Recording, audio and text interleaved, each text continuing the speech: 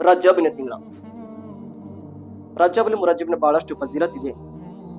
ಈ ತಿಂಗಳದ ಬಗ್ಗೆ ಬಂದಿದೆ ತಾಜೀಮಿನ ತಿಂಗಳ, ಗೌರವದ ತಿಂಗಳ.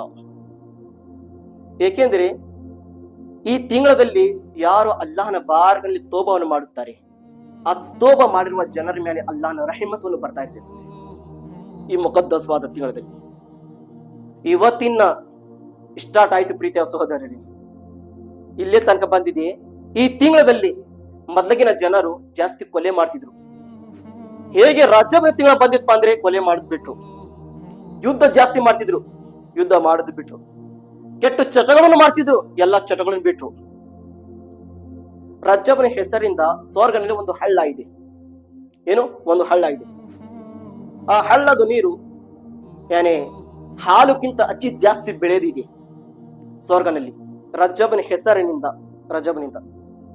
ಮತ್ತು ಆ ನೀರಿನ ಜೇನುತುಪ್ಪಕ್ಕಿಂತ ಜಾಸ್ತಿ ಹಸಿ ಸಿಹಿವಾದ ಈ ನೀರಿದೆ, ಏಕದಮ್ ಅತಿ ಜಾಸ್ತಿ ಕೋಲ್ಡ್. ಆ ನೀರು ಯಾವ ಜನರಿಗೆ ಕೊಡ್ತಾರೆ?